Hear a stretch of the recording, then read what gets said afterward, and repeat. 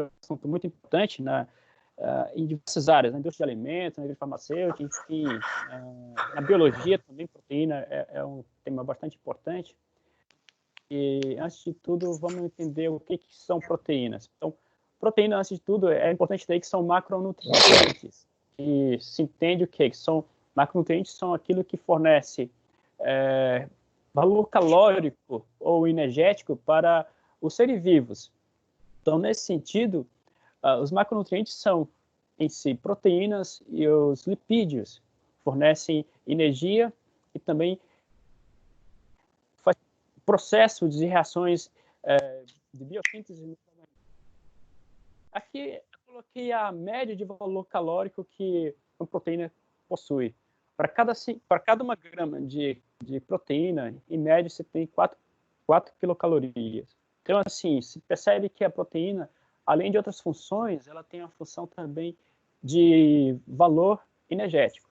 Ela não é a principal função dela em seres vivos. Ela tem funções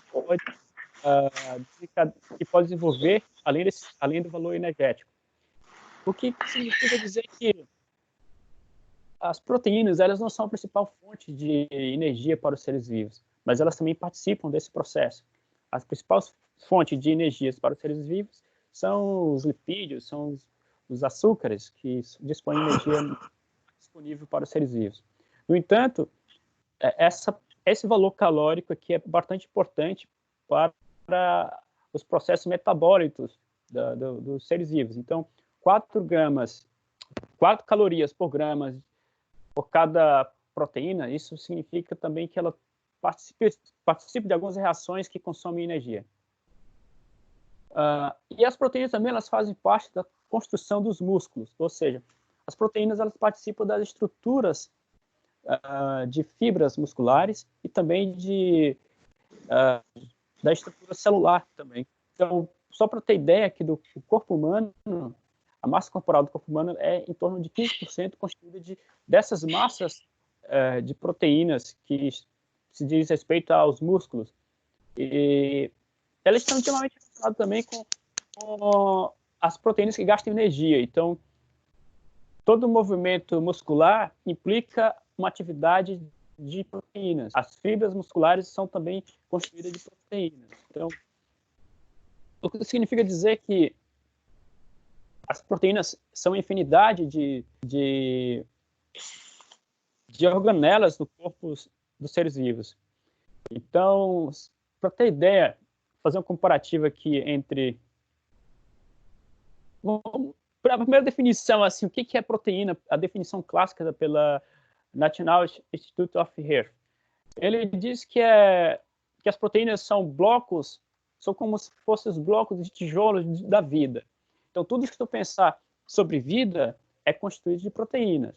Então, você vai ter proteína de origem animal, vegetal, de micro-organismo. Então, tudo que se imaginar que se possui vida, vai existir uma estrutura de proteína na sua constituição.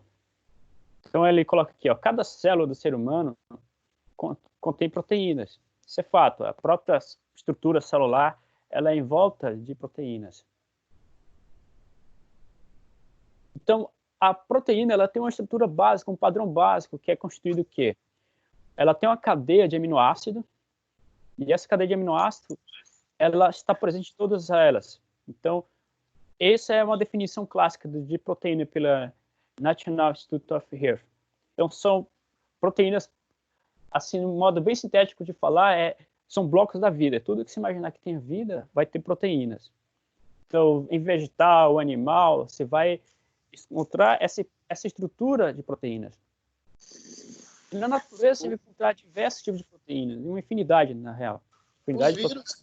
Os vírus, né, Edberto? Desculpa estar atrapalhando aí, mas os vírus, eles são simplesmente proteínas, né? Eles não são formados por nada mais do que uma proteína. A gente tem que, se traz eles, proteínas, bactérias, para nisso aí a gente entende que eles são formados por camada de proteínas e nada mais. Tanto que a gente tem que até que os fármacos, eles têm que trabalhar justamente nessa quebra das proteínas, né? Os anticorpos, eles vão agir nas proteínas que são os vírus. Um exemplo, no caso dos vírus, trazendo bem para algo atual, eles são formados nada mais do que proteínas.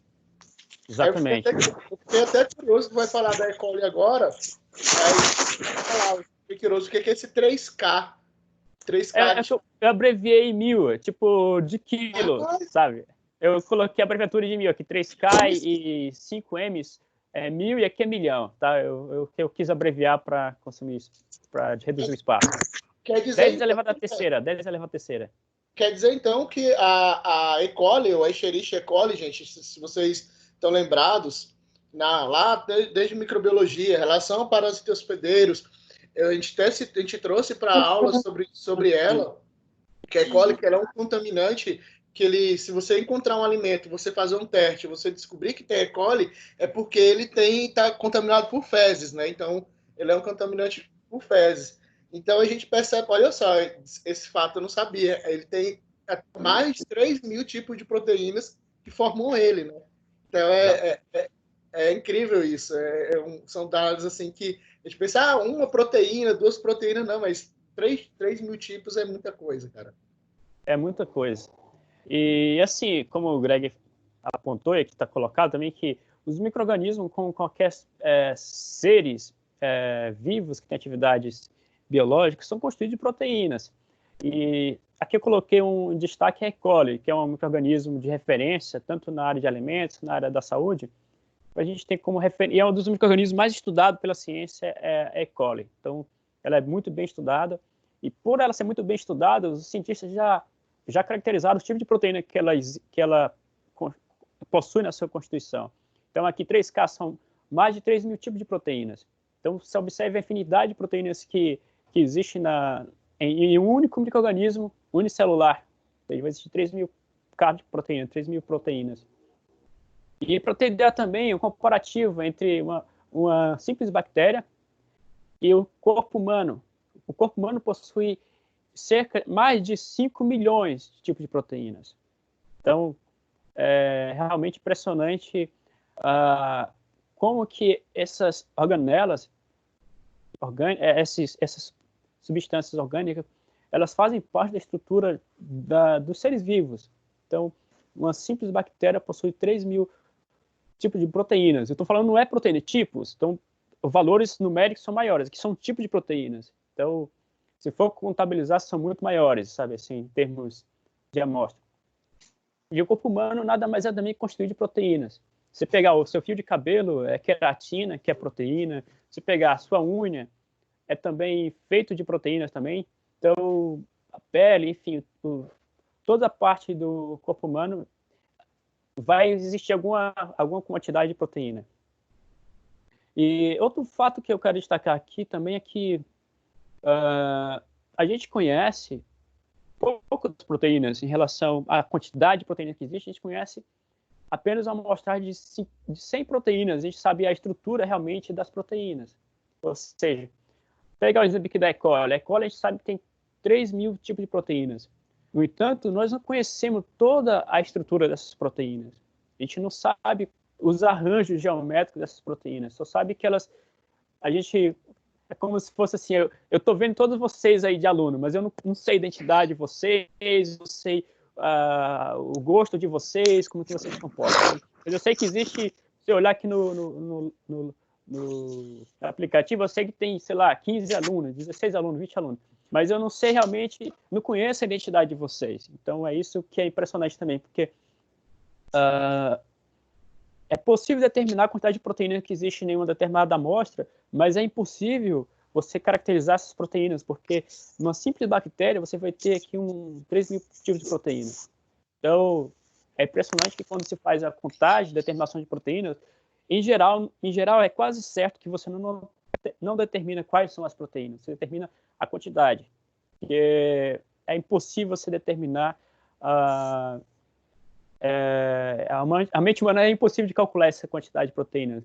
Teria que usar softwares e muitos computadores para fazer um cálculo aproximado, que é o caso que se faz com o genoma humano, por exemplo, quando se faz a caracterização do DNA. Então, nada mais é do que cálculos aproximados do valores através das bases nitrogenadas.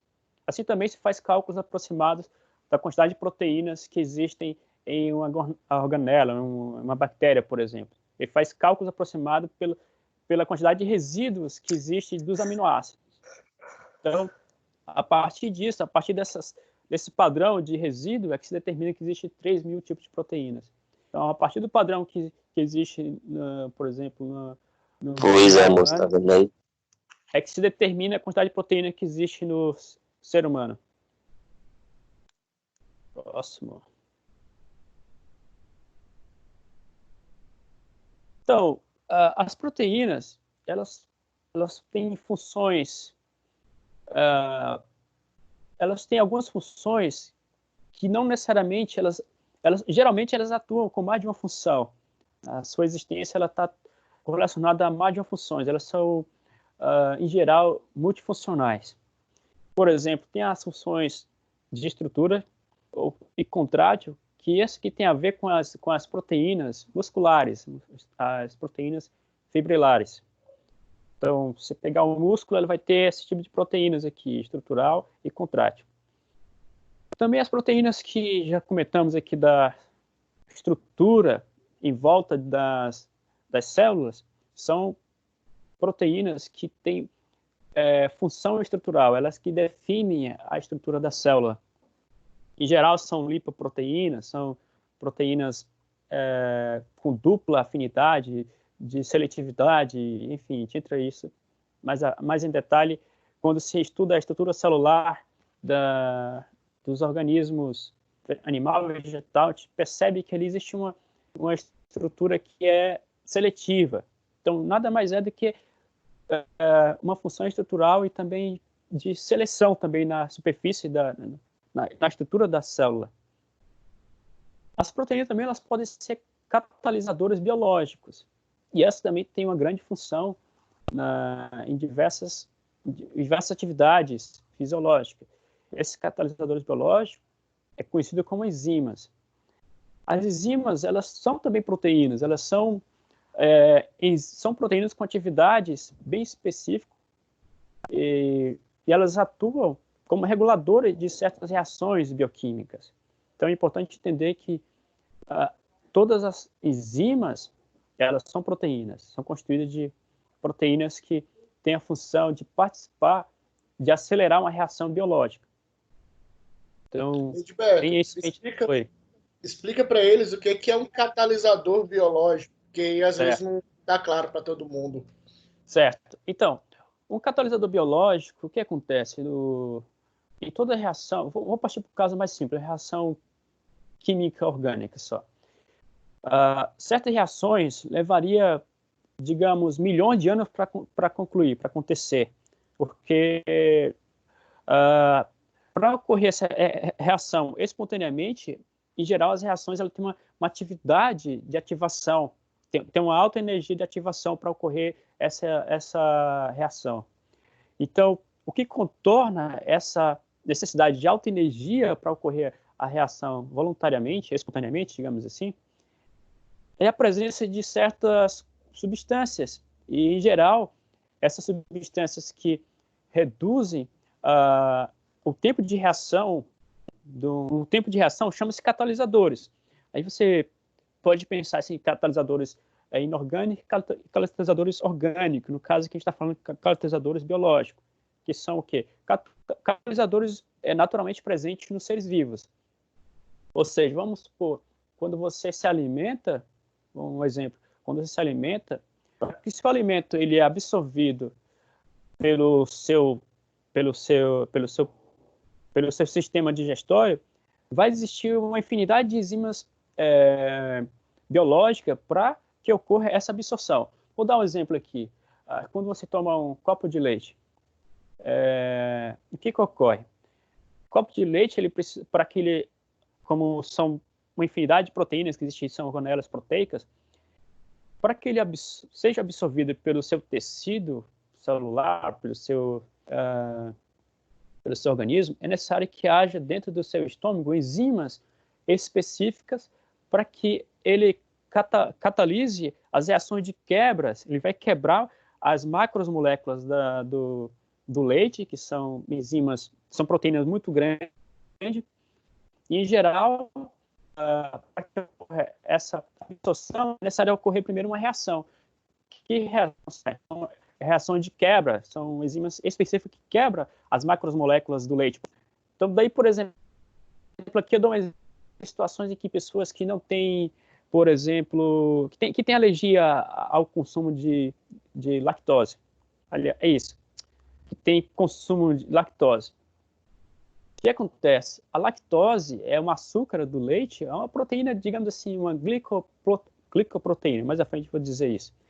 A lactose é uma glicoproteína do leite e ela é uma macromolécula, ou seja, é uma proteína muito grande e, por conta disso, ela não é muito facilmente absorvida pelos tecidos do nosso estômago.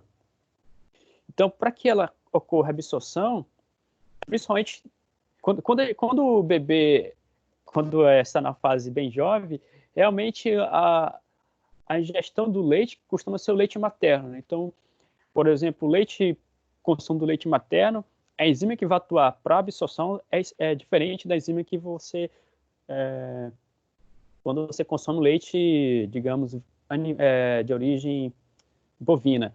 Então, para cada leite também, estou falando que vou falar um caso específico do caso do leite bovino. Então, vamos supor, existem pessoas que têm a alergia à lactose. Por que existe essa alergia? Porque, eventualmente, ou por questões fisiológicas, faltam essas enzimas que quebram a lactose, que é a absorção das proteínas do leite, a lactase.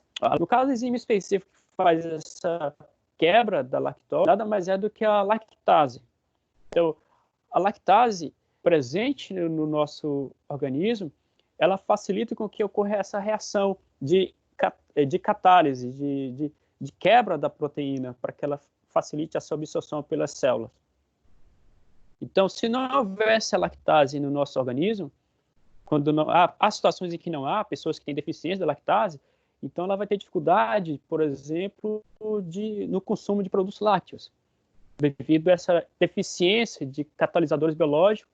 Então a pessoa passa a ter uma diarreia, ou enfim, uma série de reações devido a essa deficiência de enzimas catalisadoras da proteína do leite. Então é só um exemplo para você pensar que a própria enzima também ela é uma proteína, ou seja, ela tem uma atividade importante na absorção da proteína do leite, entende?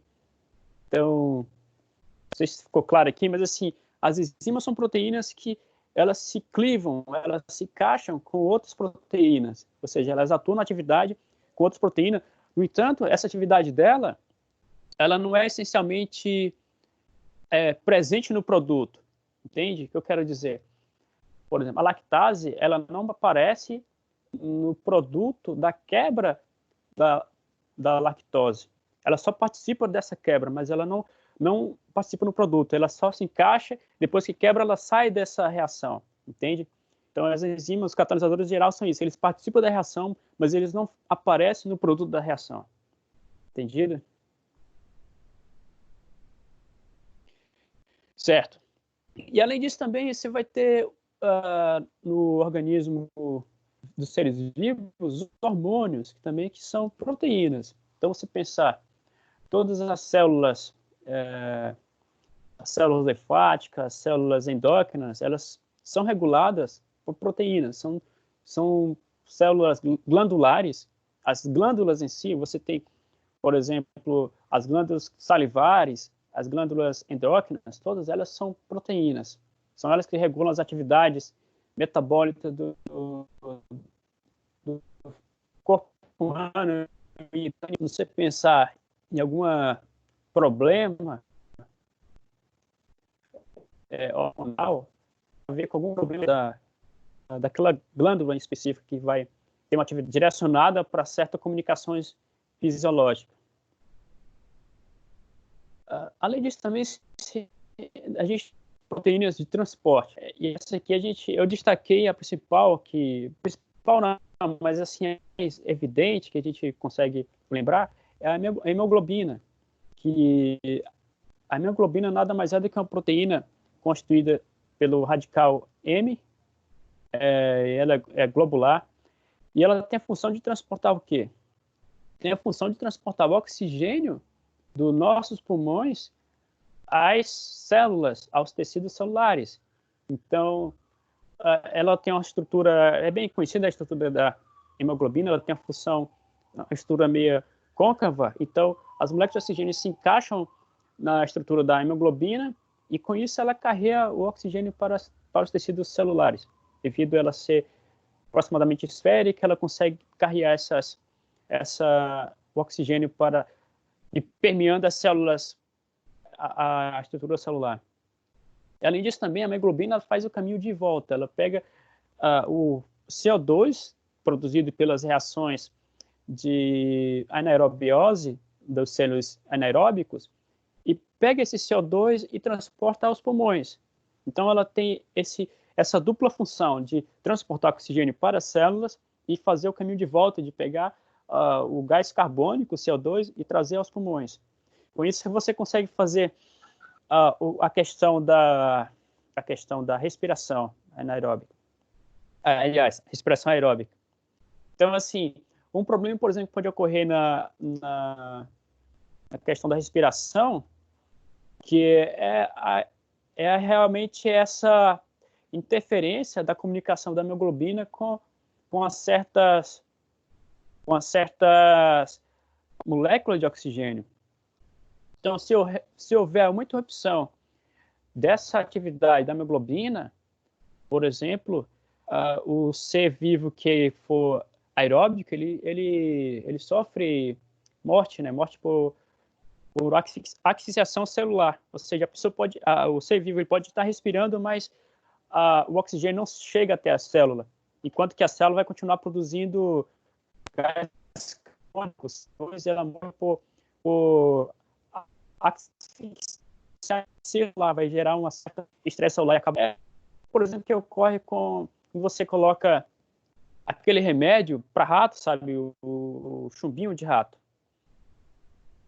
Aquele chumbinho de rato, ele atua exatamente na função da hemoglobina, no transporte de oxigênio para a célula. Então, em vez de o oxigênio ele até cliva-se com a hemoglobina, mas ele não consegue transportar-se. Ele ocorre uma competição com o princípio ativo do remédio, com o veneno. Eu não sei usar os termos técnicos de vocês, da farmácia, mas eu vou chamar de veneno.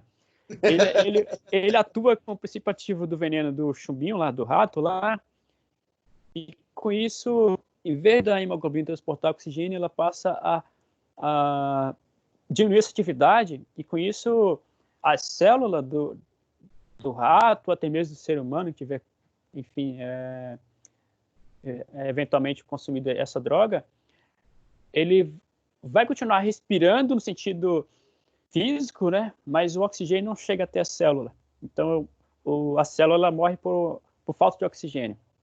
Vai continuar produzindo CO2, mas o cérebro, por exemplo, que é o principal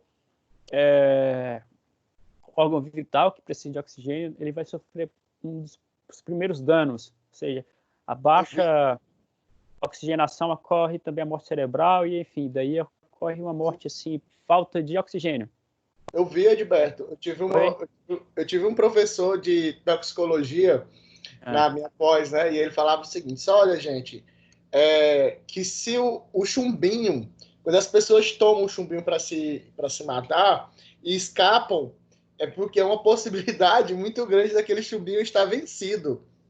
Sim, então ele falou assim, é uma piada meio mórbida, né? Mas acho que meus alunos conseguiram entender o professor dele já. Mas o chumbinho, se ele tiver bonzinho, a pessoa não escapa, cara. Não escapa. Eu já matei muito rato com chumbinho, o cara morre, tipo assim, morre em cima do alimento. A ação é muito rápida, né? Do veneno. Porque, como tu fala, né? Ele vai direto para a célula de transporte da hemoglobina e isso passa para todo o cérebro. Para o cérebro, então, todo o corpo. Então, a morte é instantânea. É muito complicado não tem reversão, porque uma vez que eu não sei qual é a substância em si, eu fico devendo isso para vocês, mas uma vez que você substitui o oxigênio por por esse princípio ativo que provavelmente esse veneno ele tem a mesma estrutura que o oxigênio, né? Tem uma estrutura similar ou afinidade com a hemoglobina. Então, essa afinidade com a hemoglobina, ele acaba, na verdade, provavelmente tem afinidade maior que o oxigênio com a hemoglobina. Então, ele se cliva muito fácil com os mecanismos de transporte de oxigênio para as células, e com isso interrompe todo o processo de respiração. E com isso também ocorre o quê? Que tem uma certa,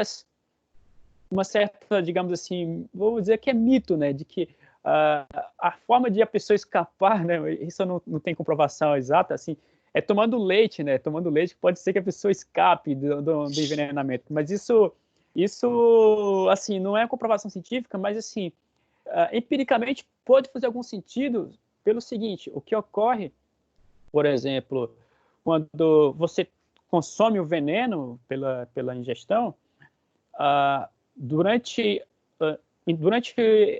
o veneno estiver ainda no seu tecido pulmonar, realmente ele pode ter uma competição. Se você tomar o leite, pode ter competição entre os produtos, entre as proteínas do leite e o princípio ativo do veneno. Ou seja, apenas vai diluir, vai haver essa competição, né, entre as atividades do veneno e das proteínas do leite. Mas isso não é assim, uma comprovação 100% de que vai ter uma digamos assim, uma eficiência. Não vai ter uma eficiência, porque realmente eles são mais competitivos, né? São mais competitivos, tem mais afinidade. Falando nisso, Edberto, eu acho que se tu pegar aqui o pessoal que está aqui na sala, provavelmente em algum momento da vida deles, eles se envenenaram por alguma coisa, né? E tiveram que tomar leite, os pais, né? Ou se não eles, algum amigo, conhecido, filho, sobrinho, seja lá o que for, em algum momento da vida tiveram que tomar leite para cortar o efeito do veneno, né? Eu lembro muito bem disso, porque sabe o que acontece? Hoje não estão mais, mas antes o pessoal criava muito aquela plantinha Comigo Ninguém Pode, né? E qual o grande problema da criança, né? A criança ela tem muita questão do que ela quer pegar, ela vem na boca, né? Porque é uma das melhores formas dela conseguir detectar, sentir, né? Pelo paladar dela. E aí tinha muita, cara, era muito, isso eu lembro, né? Eu lembro porque a minha diferença de idade para a maioria do pessoal que está aqui é quase 10 anos, né? Mas assim, a gente era pequenininho, então as pessoas criavam e houve muito caso de intoxicação de crianças por estar ingerindo Comigo Ninguém Pode. E aí eu lembro. Pode? Não conheço a planta. Tu não lembra, não? Não lembro. Cara, ela tem uma folha dela meio comprida. Eu vou te mandar a imagem depois. E ela tem umas coisinhas branquinhas, cara, como é que fala? No meio da folha, sabe? E, cara, era uma coisa popular, uma folha ornamental, né? Então o pessoal...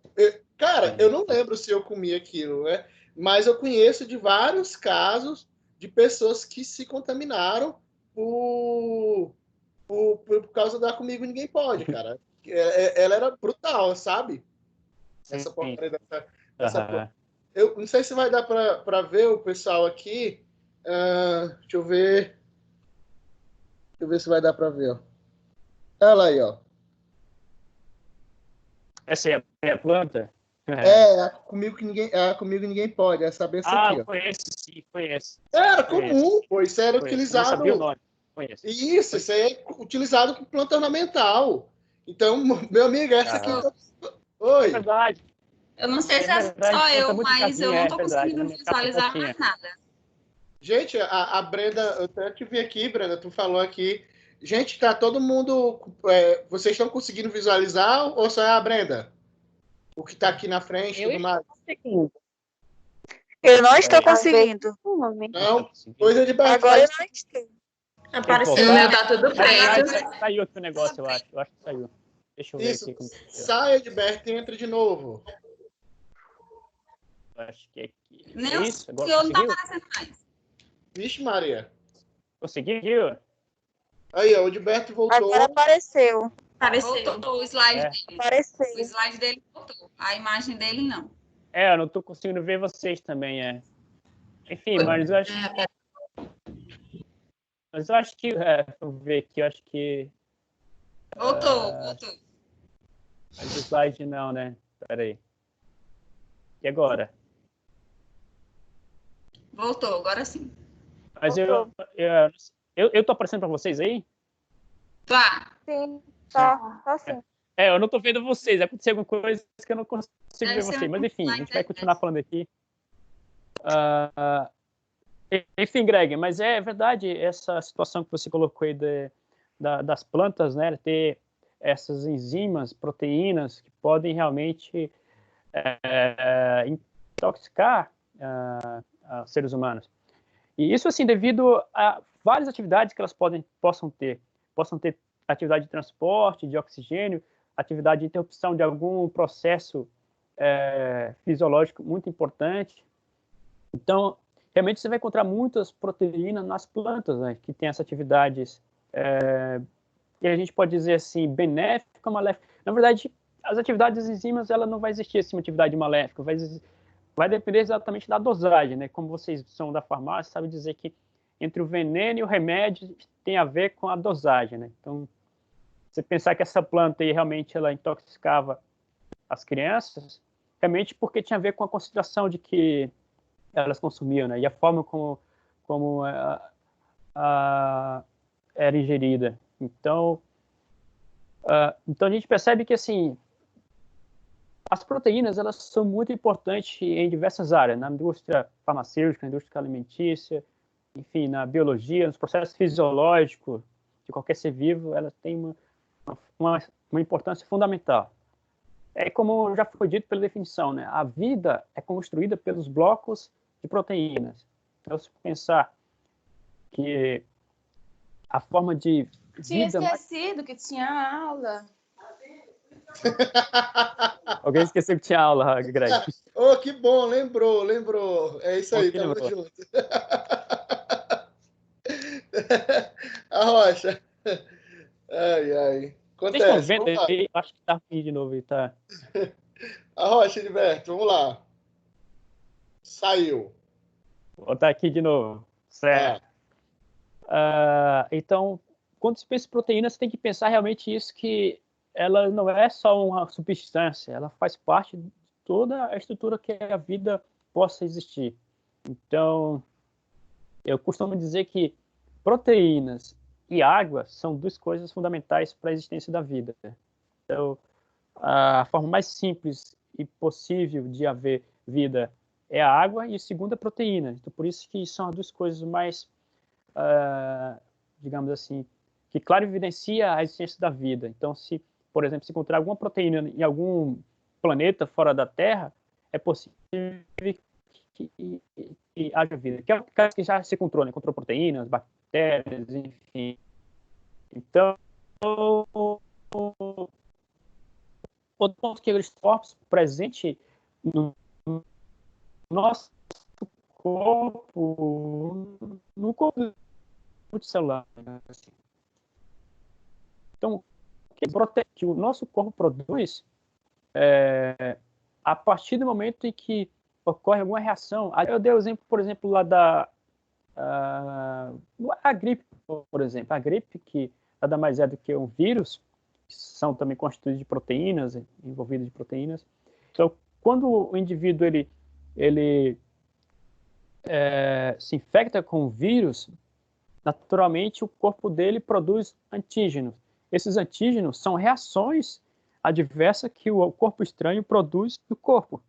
Ou seja, o teu corpo, quando você está infectado com qualquer organismo estranho ao seu corpo, ele vai produzir esse antígeno. E esse antígeno, ele precisa ser destruído. Ele é uma proteína que pode alterar algumas atividades fisiológicas do teu corpo. Então, por isso, o teu corpo ele vai possuir outras proteínas que vai reduzir ou neutralizar esses antígenos.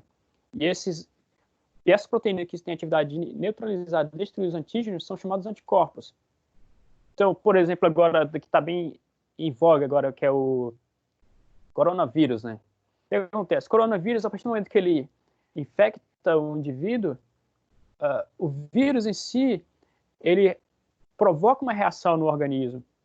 Então, o que mata em geral as células não é o vírus, mas exatamente esse cara aqui, o antígeno, que acaba atingindo o sistema imunológico. Então, esse sistema imunológico, que é agredido pelos antígenos, ele precisa ser combatido pelos anticorpos. Então, cada vírus ele produz antígenos. E esses antígenos eles atuam contrário ao sistema fisiológico do organismo. Enquanto que o organismo ele possui um arsenal de combate a esses antígenos, que são chamados anticorpos. Nada mais são do que proteínas também. Então, esse princípio de antígeno e anticorpos é que se desenvolve o princípio da vacina. Ou seja, para que você consiga desenvolver uma vacina, você tem que pensar que existe um corpo estranho que está atacando teu sistema fisiológico, as tuas células, e esse ataque é ocorrido com os antígenos, então eu preciso saber qual é o anticorpo que atua especificamente naquele antígeno. Então, na situação agora do coronavírus, por exemplo, ele produz um certo antígeno, e a gente ainda não sabe quais são os anticorpos que atuam especificamente contra aqueles antígenos. Então, o nosso corpo ainda não tem essa informação ainda suficiente para destruir esses caras aqui que são inimigos do nosso corpo, das nossas células. Então, esses anticorpos também eles são desenvolvidos a partir da evolução celular, que elas absorvem a informação do antígeno, que é a ameaça para a célula, e a partir dessa informação elas desenvolvem um arsenal que combatem esses antígenos. Então, assim, as próprias proteínas em si, elas sofrem processo de evolução, elas sofrem processo de mutações, de acordo com as suas interações entre si. Entende? Então, o exemplo aqui do coronavírus, ele produziu o antígeno no corpo humano. Então, para que ele seja reduzido as suas atividades, seus efeitos, é preciso que o corpo humano produza anticorpos. Só que esses anticorpos, nem sempre o nosso organismo tem essa informação suficiente para que ele produza anticorpos específicos para esse antígeno. O que acontece às vezes que o antígeno, que é o agente exógeno à célula, ele produz certos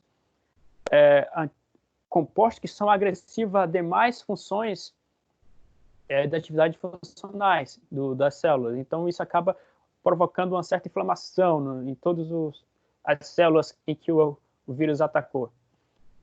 Então, para que uma certa vacina tenha eficiência contra um certo vírus, é necessário que esse anticorpo ele tenha especificidade para tal antígeno. Caso contrário, você vai ter uma série de reações adversas. Devido à atividade desse anticorpo, também pode atuar em outras atividades celulares que sejam importantes do corpo humano. Entendido? Aqui só para dar um exemplo da importância de se entender a estrutura das proteínas, que elas também participam do mecanismo de atividade de vacinação. Certo? Edilberto, acho que tem uma aluna, não sei se foi sem querer que ela colocou, a Valéria. Valéria, tu queria fazer alguma pergunta? Eu vi que tu levantou a mãozinha e tal. Ou foi sem querer querendo? Pelo silêncio, eu acredito que tenha sido sem querer. Porque eu estava aqui acompanhando e aí aí apareceu a mãozinha, né? Tipo, da pessoa querendo fazer a pergunta. Aí eu achei que ela estava querendo perguntar alguma coisa, mas vi que ela não... Deve ter sido sem querer. Viu? Ok. Voltemos então para a aula. Eu já me perdi aqui, onde é que... Sempre volto para a aula. Aqui, meu filho, ó. Tu não tá mais compartilhando, então volta lá para compartilhar. Não tá compartilhando, isso. Né? Pronto, agora apareceu, tá ok. Agora apareceu tu horrível. Volta lá, gato. Tá aparecendo, acho que vai aparecer agora. Pronto, apareceu. Pode continuar, Edilberto. Certo. Então, só avisar o Greg e a gente para explicar algum ponto aqui que seja importante. Acho que tem que avançar, que o tempo está correndo. Muita informação. Eu tô rindo aqui, Edilberto, sabe o que é? A gente está a 1h10, mais ou menos vai fazer basicamente 50 minutos, que tu ainda está no terceiro slide, cara. Então, assim, isso não é ruim.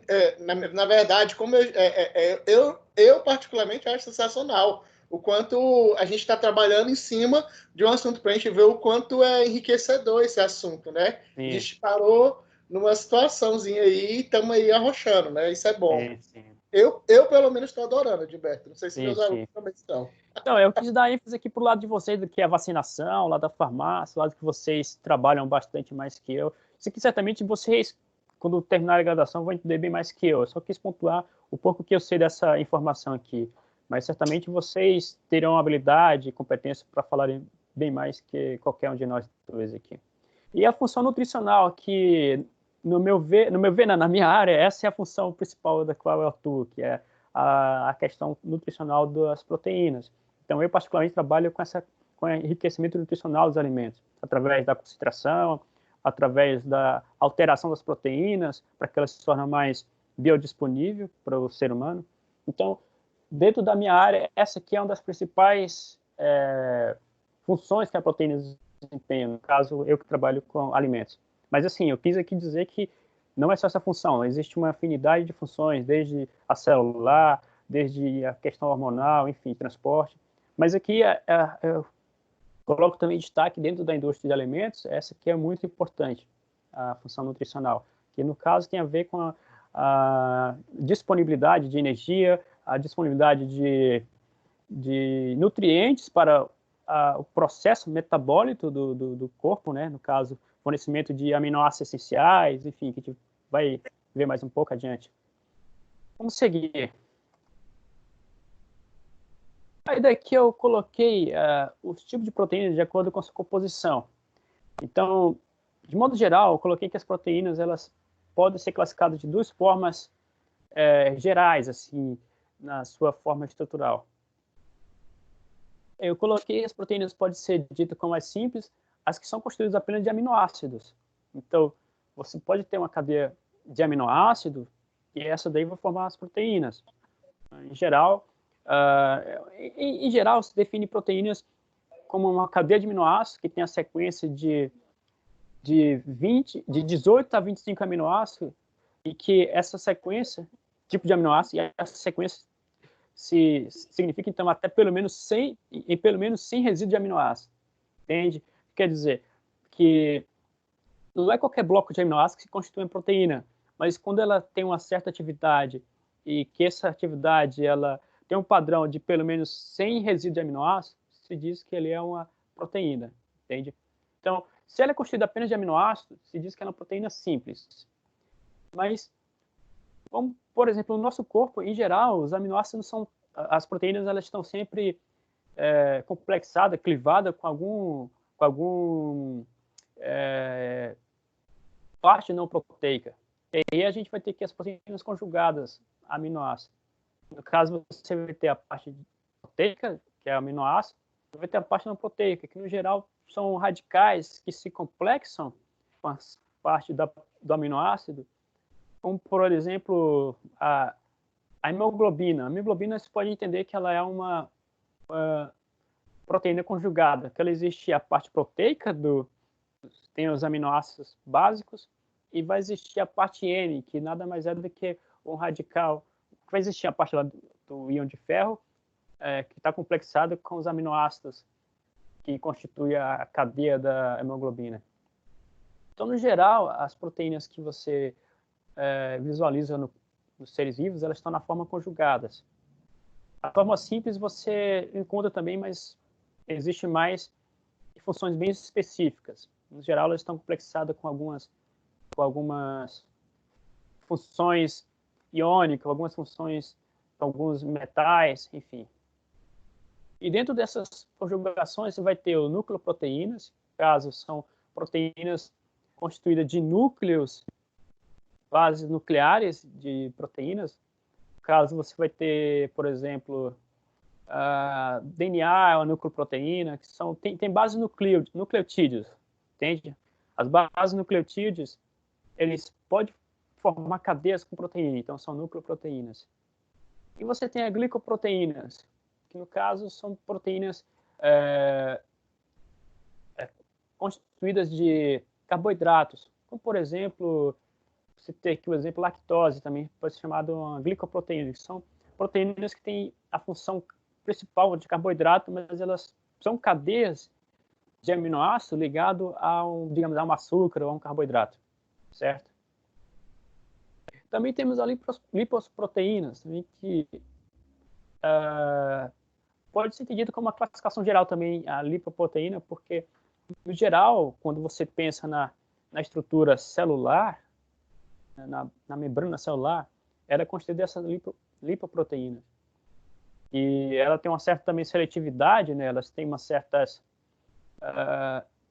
características de ter afinidade com substâncias lipofílicas, e com isso elas conseguem reagirem muito mais fácil com solventes orgânicos. E temos as hemoproteínas também, que são proteínas que têm em sua estrutura radicais M. Você tem as flavosproteínas também, que são substâncias que têm as bases de adenina, guaninas. Então você vai ter essas proteínas também que têm certas bases piridinas também. E você tem as fosfoproteínas, que são proteínas que têm na sua estrutura fósforo. Por exemplo, fertilizantes são esse tipo de proteína, fosfoproteínas. Tem bastante composto fosfóricos nele. E você tem a classificação de metaloproteínas, que são proteínas que são complexadas com algum tipo de metal. Vou dar um exemplo aqui, a caseína. A caseína, ela é um tipo desse tipo metaloproteína, porque ela tem um radical metálico nela. Então, são algumas formas de classificar as proteínas que, devido à sua estrutura. Estou falando em relação à classificação da estrutura química dela.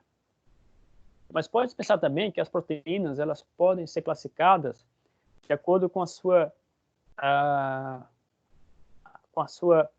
estrutura espacial. E, nesse caso, a estrutura espacial da proteína define também as suas funções, as suas atividades. No geral, as funções mais complexas, proteínas mais complexas, são proteínas tridimensionais, proteínas que têm estruturas complexas devido a ter ponte de sulfeto. Então, elas são proteínas que se chamam proteínas tridimensionais. Mas você vai encontrar umas proteínas simples, né? Proteínas, digamos, de cadeias alongadas, proteínas alifáticas, que são proteínas que não têm estruturas necessariamente tridimensionais. E essas estruturas das proteínas, elas são definidas de acordo com os seus radicais presentes nas suas cadeias. Ou seja, quanto mais radicais em suas cadeias, define a sua geometria de forma mais complexa. Como, por exemplo, se elas tiverem estrutura de sulfetos, elas conseguem formar ligações entre si em suas estruturas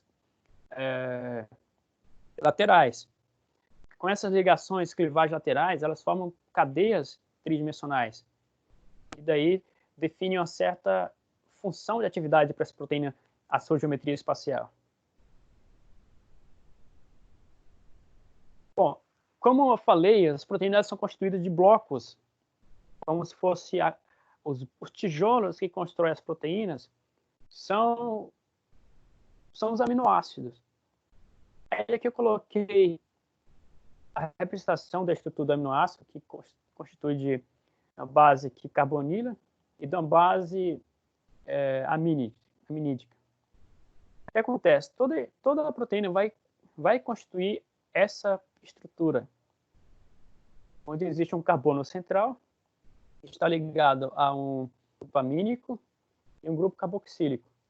E, em geral, vai possuir um radical aqui, que esse radical é que define o tipo de aminoácido presente e define o tipo de aminoácido. Então, para cada aminoácido, o que diferencia um do outro é esse radical aqui, presente. Então, esse carbono aqui, que ele, em geral, em quase todos eles é um carbono assimétrico, ele é chamado de carbono alfa.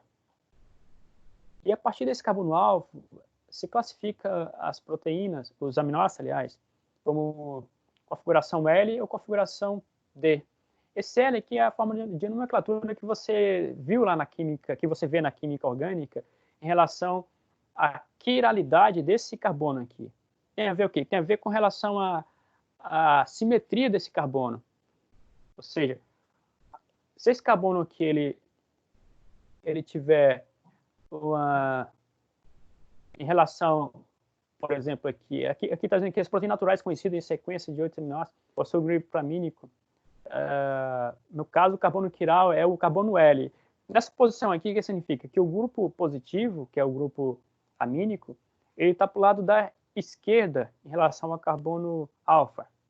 Enquanto que o grupo amínico, o grupo carbonílico, está nessa geometria aqui, está para o lado direito. Então, o que define se é L ou D é a posição do grupo amínico, grupo positivo. E isso é só para vocês lembrarem da nomenclatura que você vai observar nos aminoácidos. Porque dependendo dessa quiralidade, por exemplo, se é direito ou esquerdo, que no caso, um aminoácido que tem essa posição aqui, digamos, você tem o aminoácido orientado pela esquerda, o seu simétrico, no caso da mão direita, ele vai ter atividade totalmente diferente desse aminoácido. Isso define também a complexidade proteínica que possa existir, porque, por exemplo, se eu substituir aminoácido que tem essa quiralidade, que tem essa geometria, por esse aminoácido que tem a geometria da mão direita, ele vai ter atividade óptica, física, totalmente diferente. Então, é nesse princípio, por exemplo, que você consegue pensar em uma atividade enzimática. Tipo, essa posição, ele pode reagir perfeitamente com determinada substância. E nessa posição do grupo amínico, ele já tem outra atividade. Então, um simples aminoácido, por exemplo, desse aqui define uma total comportamento diferente do total comportamento da proteína. Vou dar um exemplo aqui, por exemplo, isso eu falei só da estrutura, mas também a sequência também. A posição em que o aminoácido se posiciona numa proteína define também a forma como ela vai se comportar com a sua atividade. Por exemplo, vamos pensar existe uma doença que é uma doença genética, que é a anemia falciforme. A anemia falciforme nada mais é do que exatamente uma proteína que, no caso, é uma das transportadoras também de hemoglobina. No caso, é uma proteína que faz parte da estrutura sanguínea, do tecido sanguíneo. Então, quando essa proteína ela tem uma sequência diferente da natural, todo mundo tem a mesma sequência, com exceto as pessoas que nascem com certa deficiência na ordem do empareamento desse aminoácido. Então, a proteína que transporta, digamos, que transporta a hemoglobina também, acaba sendo prejudicada.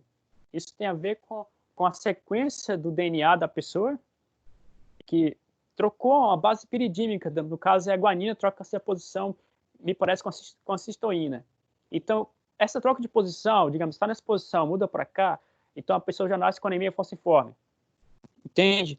Então, para você ver como as proteínas elas são muito específicas de acordo com o aminoácido presente e a ordem com que ele se apresenta também.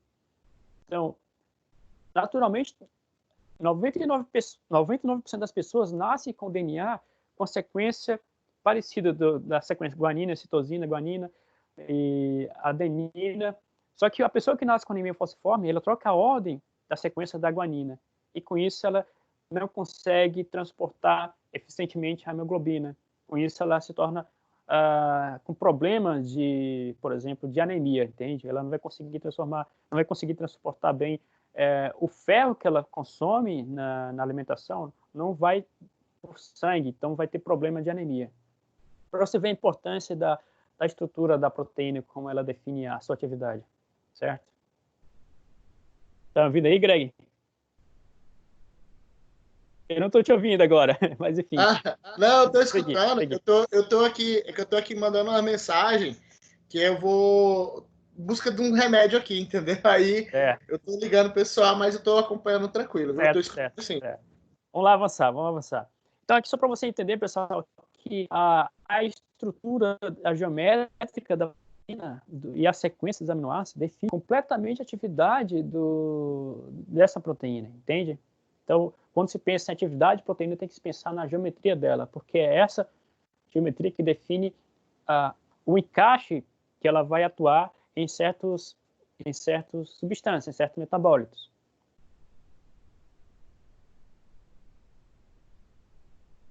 Então, aqui eu vou falar um pouco da atividade ótica dos aminoácidos, que a partir dessas atividades óticas, vai definir também uma nomenclatura que a gente usa na química orgânica, por exemplo.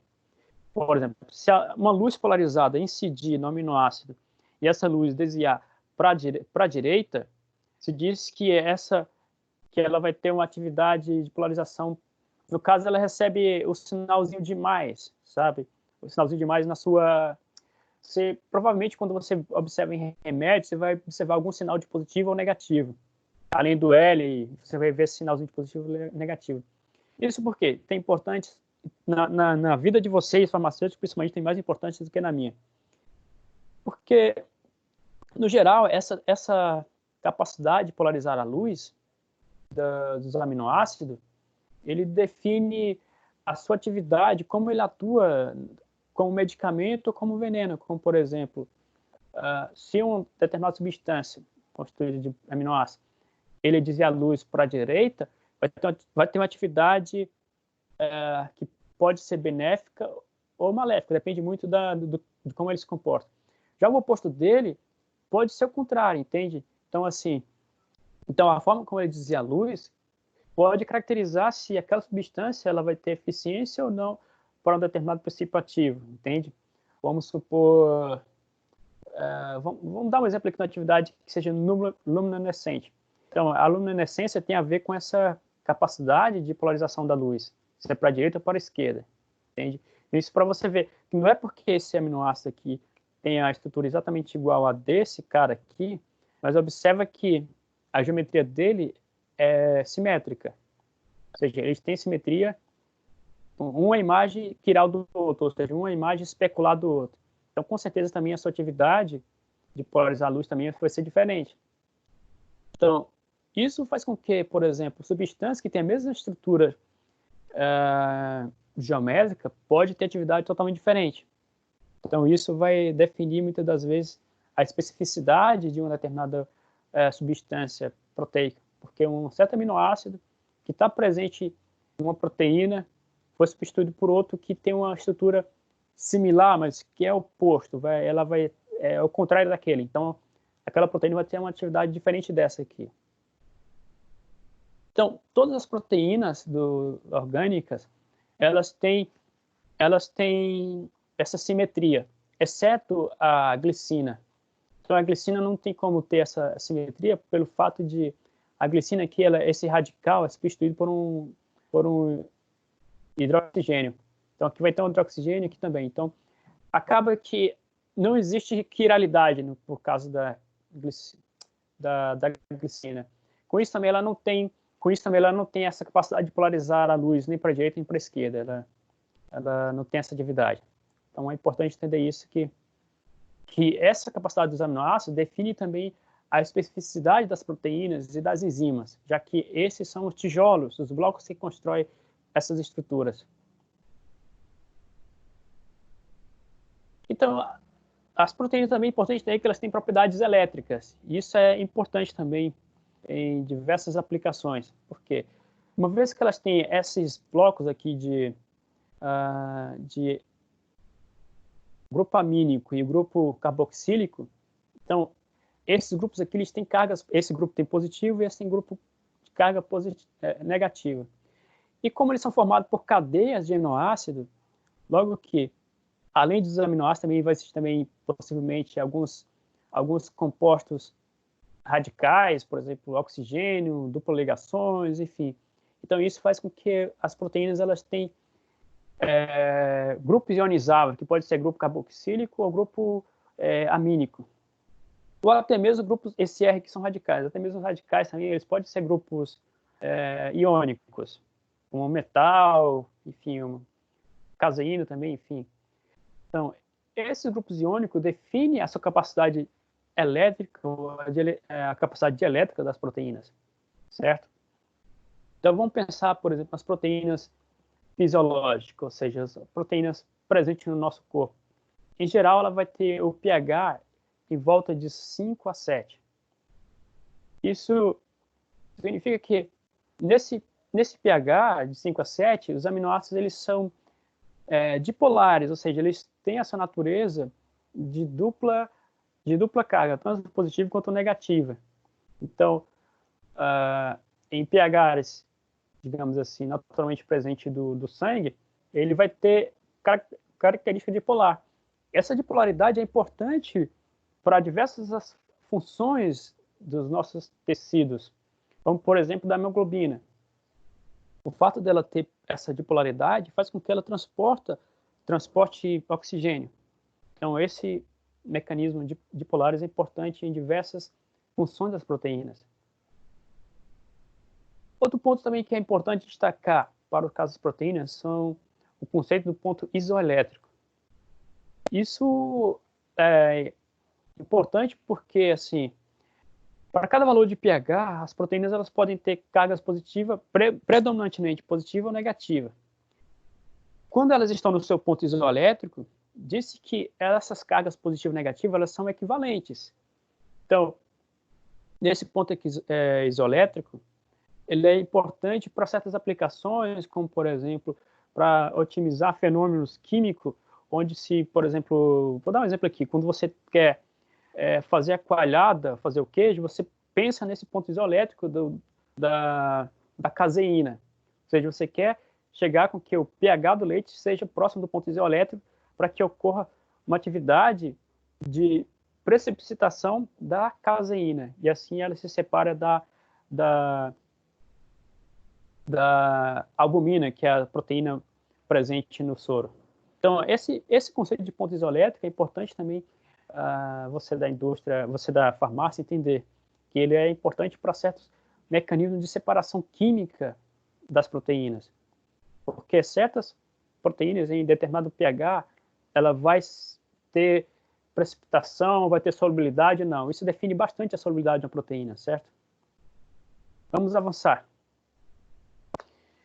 O momento dipolar tem a ver com o que eu já falei, com a solubilidade das proteínas. Então, se a partir da sua dipolaridade, ela tem capacidade de se ligar a certos compostos, digamos, a oxigênio, a água, compostos polares, enfim. Então, esse momento dipolar define muito bem a capacidade da proteína se ligar a outros compostos. No caso, solventes, o que define a sua solubilidade são esse momento dipolar.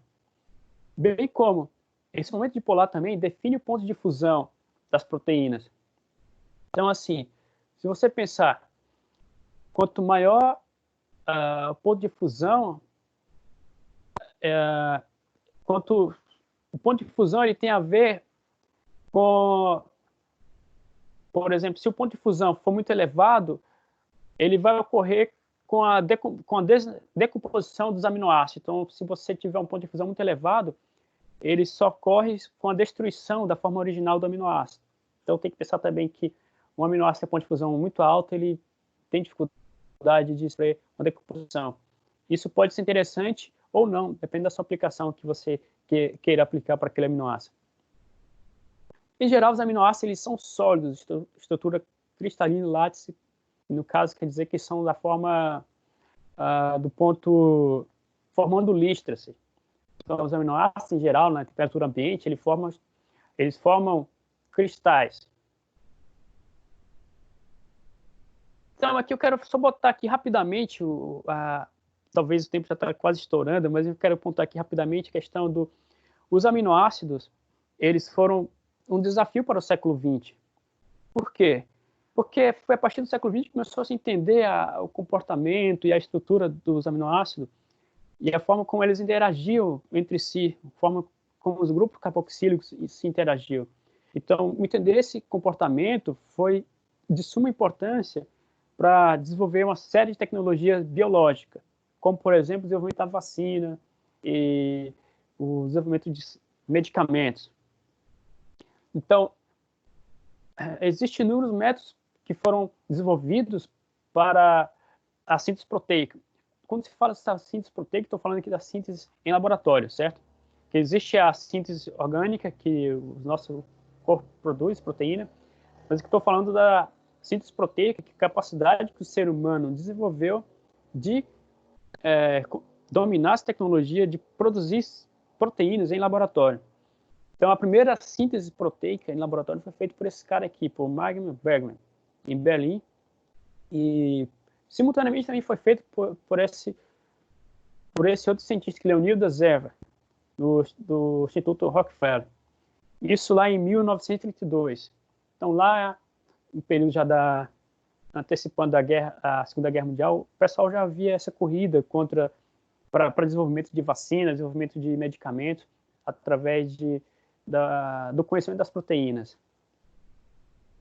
E em 1955, esse Vincent Duvigneau, ele recebe o Prêmio Nobel pela síntese octocina. Então, assim, observa que o estudo das proteínas, principalmente na área da farmacologia, é extremamente importante porque elas vão ter atividades muito essenciais para o desenvolvimento de vacina, desenvolvimento de anticorpos. Então, é importante vocês pensarem que esse assunto aqui é um dos mais relevantes para a ciência farmacêutica.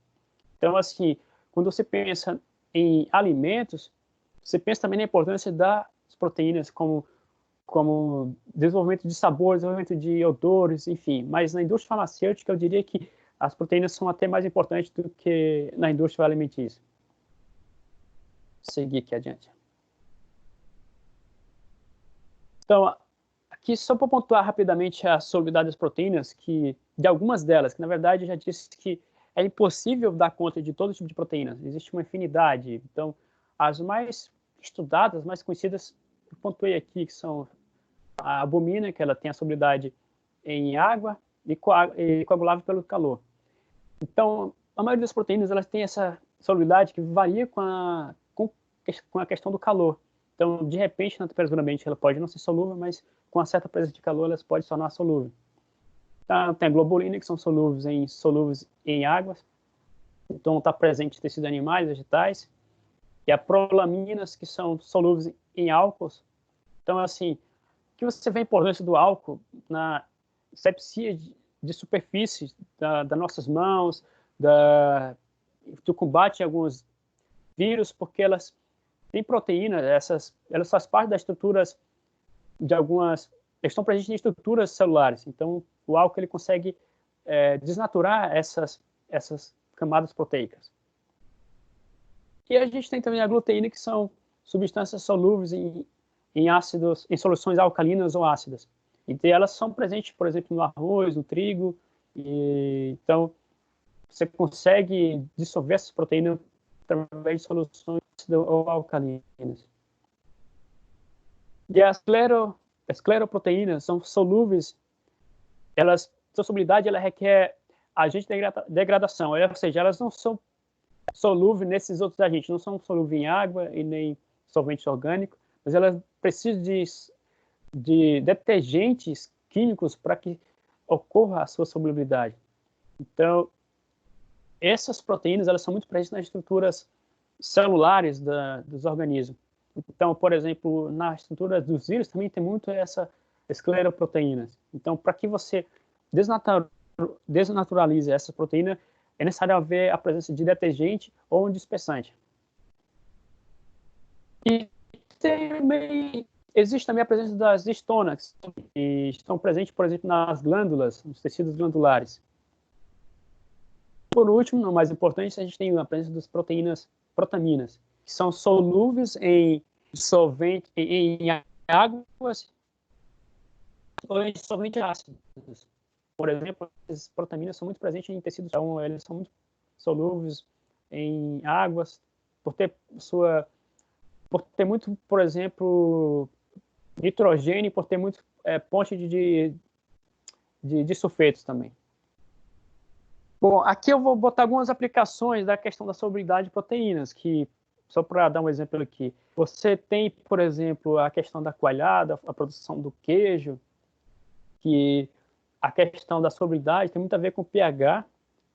As proteínas, em geral, elas são, ponto de isoelétrico dela está aqui próximo da região do 5, pH igual a 5, menor que 5, você tem um ponto de solubilidade otimizada, ou seja, ela tem, na verdade, a menor solubilidade próxima dessa região, e com isso, você consegue separar, por exemplo, aqui a caseína, a parte inferior é a caseína, e a parte superior é o que você faz o whey, né? O whey protein está nessa região aqui solúvel, que é a parte solúvel da proteína. São dois tipos de proteínas. Você tem a proteína solúvel, que é a caseína, e tem a proteína solúvel, que você tem o whey protein aqui no soro do leite, certo?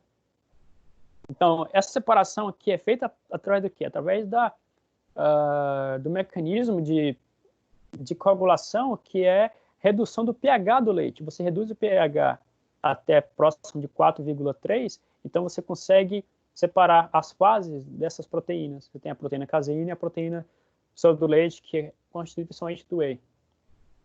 Então, para você entender a importância do entendimento desse conceito de solubilidade e que está relacionado também com a temperatura das proteínas, com que você submete.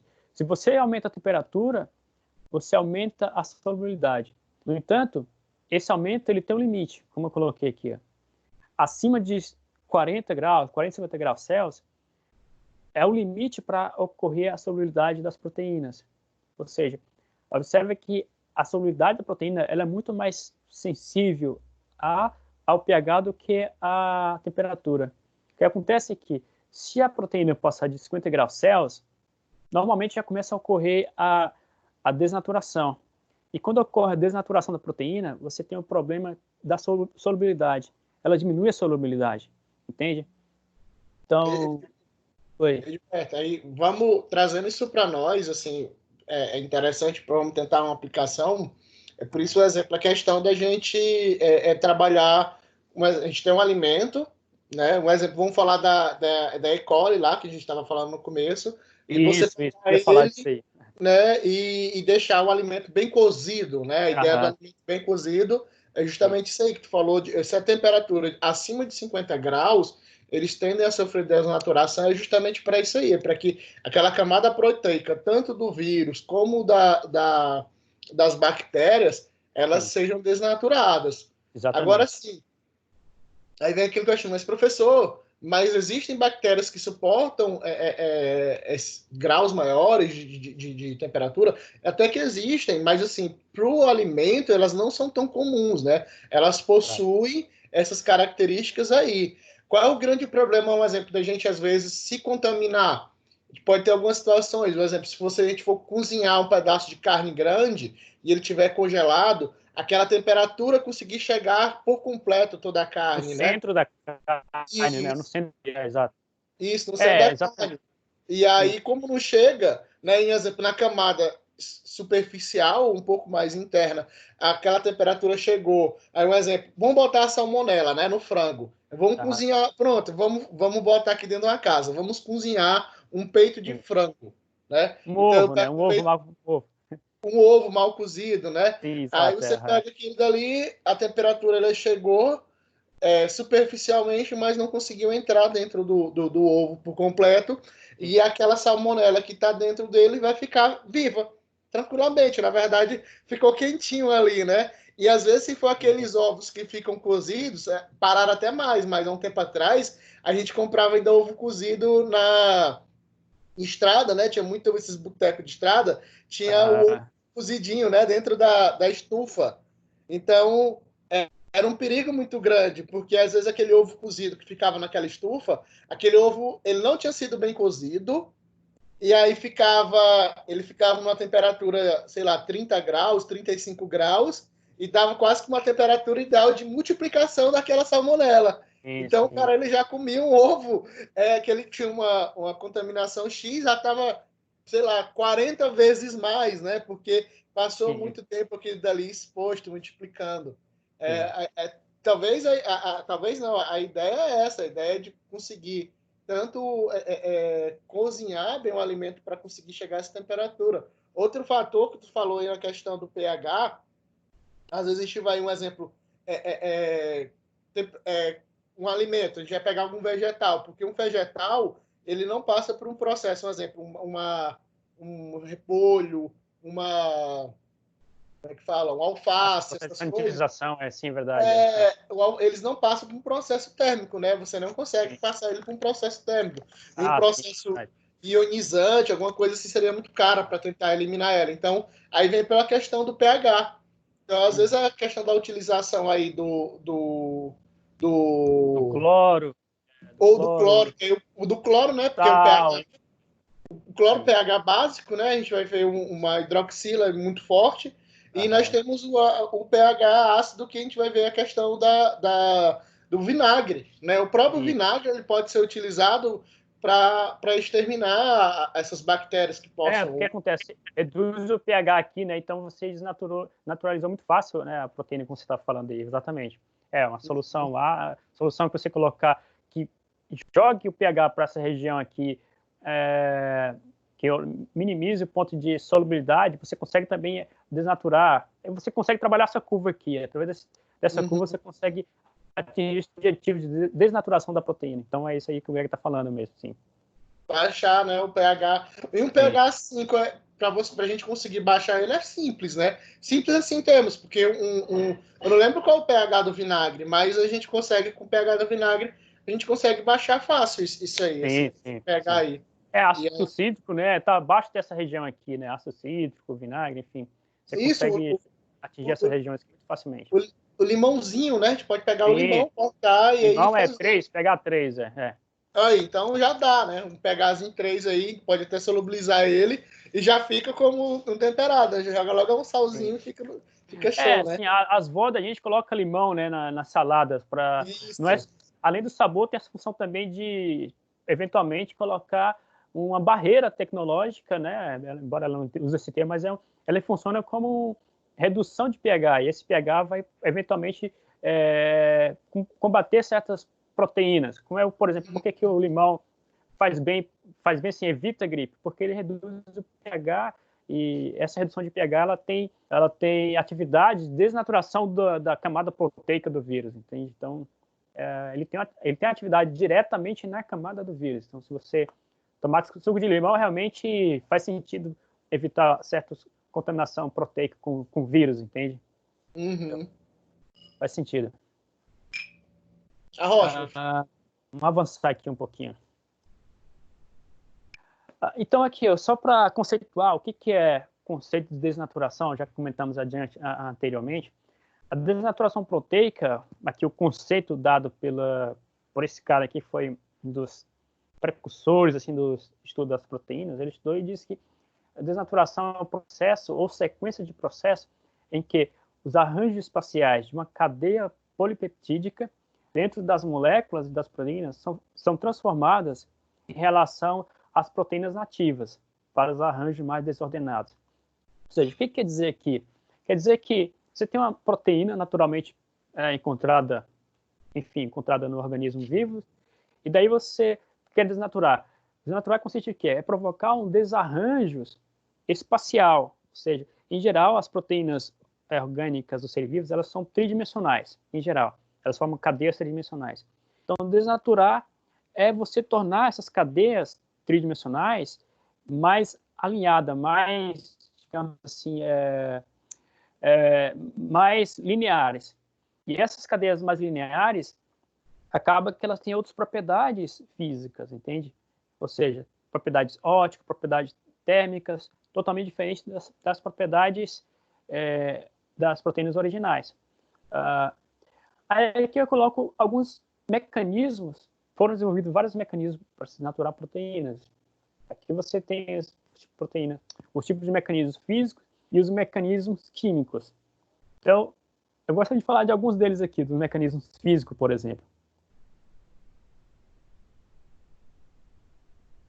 Bom, os mecanismos físicos, principalmente que nós, da indústria de alimentos, usamos, eu particularmente trabalho essencialmente com esse mecanismo aqui, o mecanismo do calor, que é um mecanismo físico que consiste em fazer com que a proteína, como o Greg já comentou ali adiante, em relação ao aquecimento, que quando você submete qualquer proteína acima de 40, 50 graus Celsius, já ocorre a desnaturação dessas proteínas.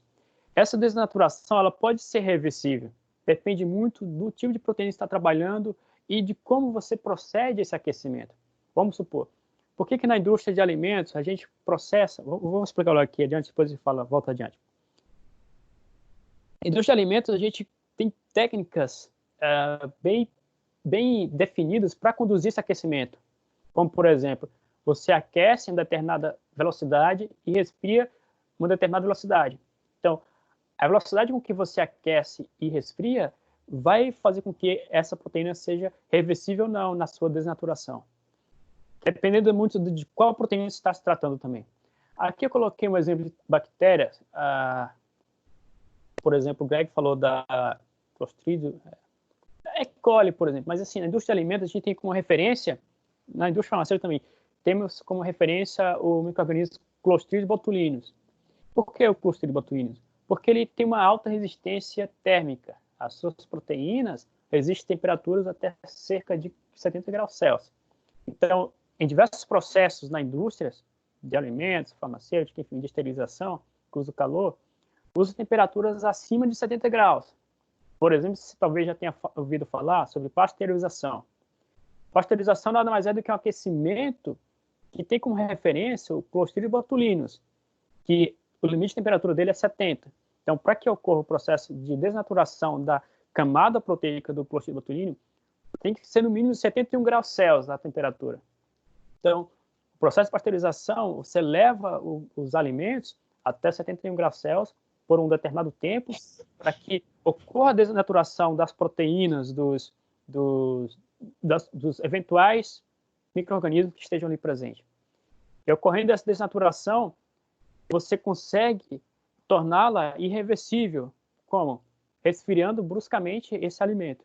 Então, na indústria de alimentos, a gente coloca o alimento sobre aquecimento e depois resfria bruscamente para que ocorra um choque térmico, ou seja, ele saia de acima de 70 graus e vai para temperaturas amenas de temperatura do ambiente. De modo que essa desnaturação se torna irreversível. E com isso a gente tem o evento de esterilização do alimento. Ou seja, o micro-organismo pode estar presente ali, mas ele não vai ter mais nenhuma atividade, não vai ter condição de proliferar, porque a sua camada proteica foi desnaturada, entende? Aqui eu coloquei outro exemplo de desnaturação de proteínas. Não sei se vai dar tempo, Greg. Posso colocar um minuto? Vou colocar um vídeo aqui de 1 minuto para ver um exemplo de desnaturação de proteínas, certo? Eu não sei se vai ser possível, Greg, colocar esse vídeo. Faz o seguinte, Edilberto.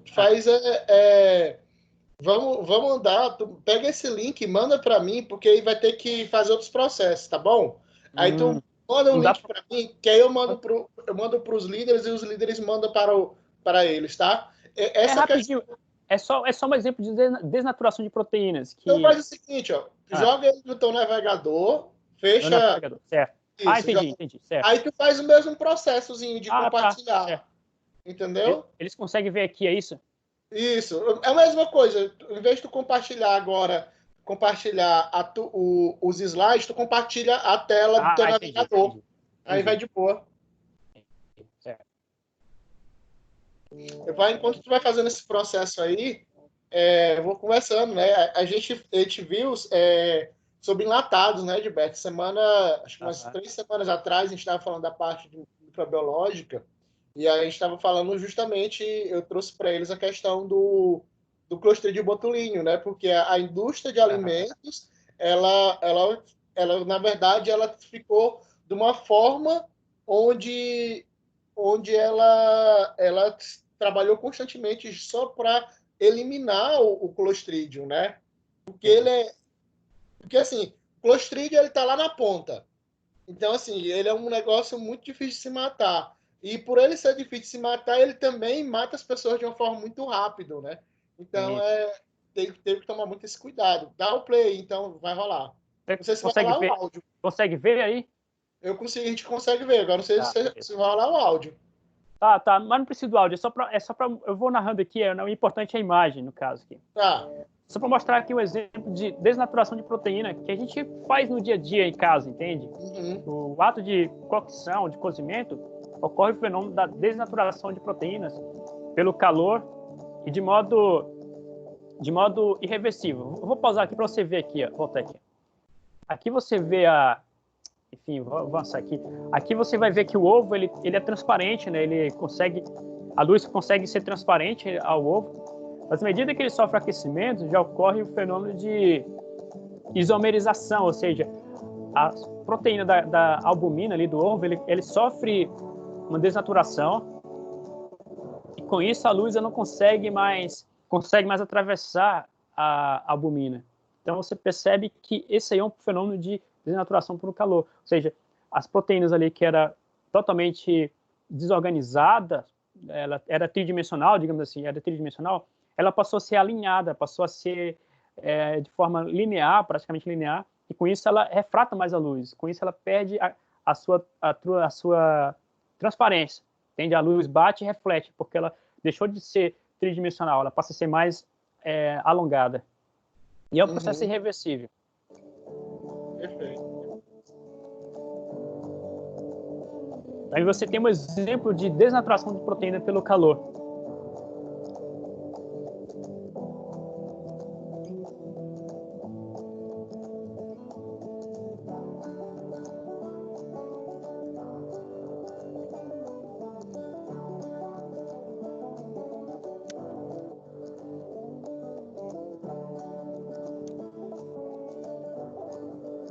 Então é só esse exemplo aqui para lembrar vocês assim de que a desnaturação de proteína é no dia a dia da gente. No ato de cozinhar você tem esse evento de desnaturação de proteína.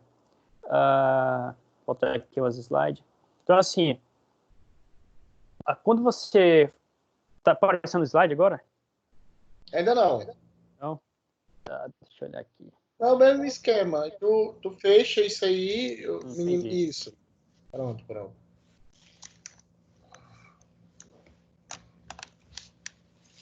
Tu compartilhou de novo a tua tela. Tá, vou fechar aqui.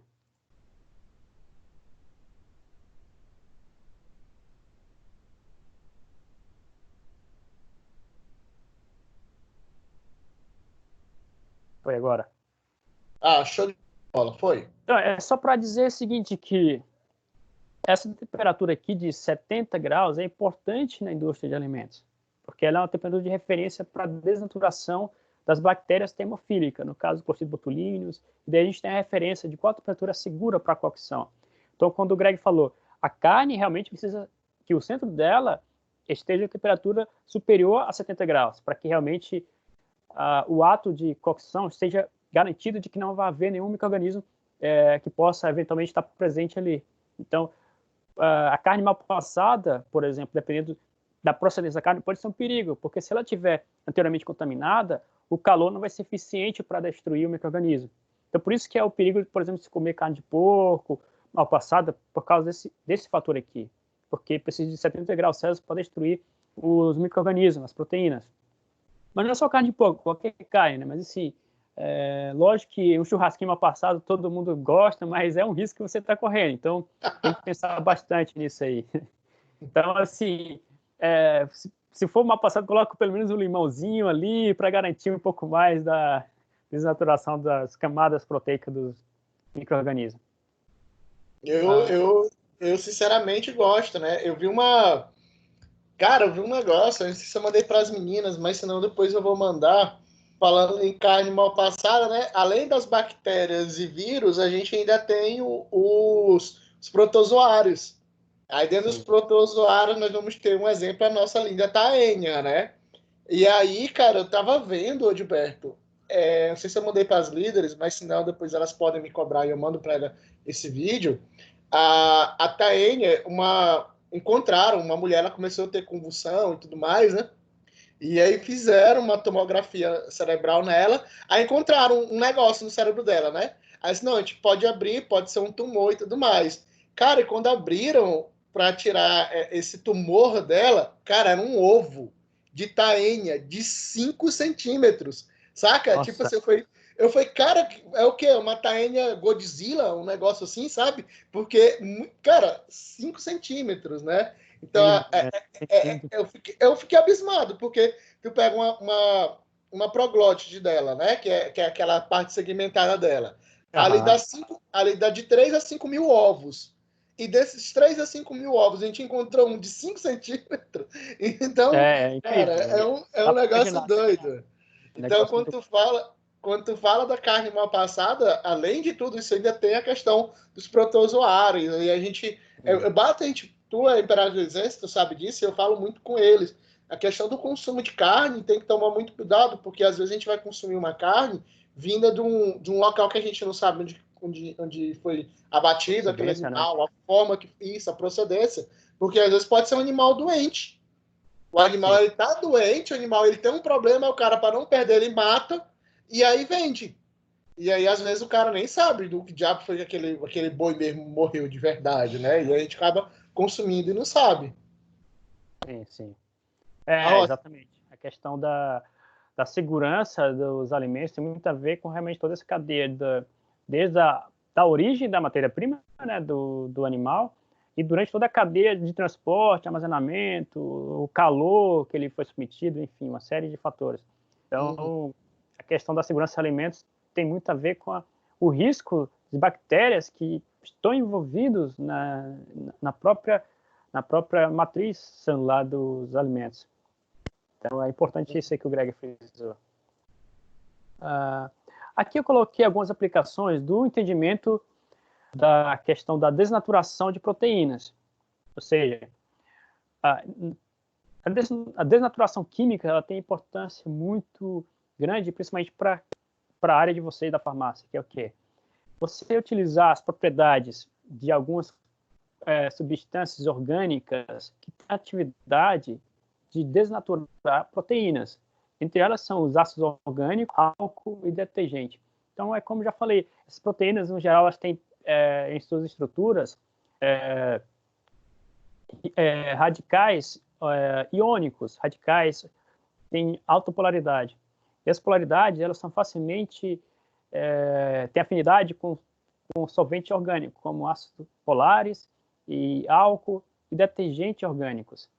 Então, essa questão de polaridade é um dos princípios químicos que faz com que se desenvolvam na indústria farmacêutica, na indústria química, detergentes para que tenha atividade de esterilização contra micro-organismos, contra vírus.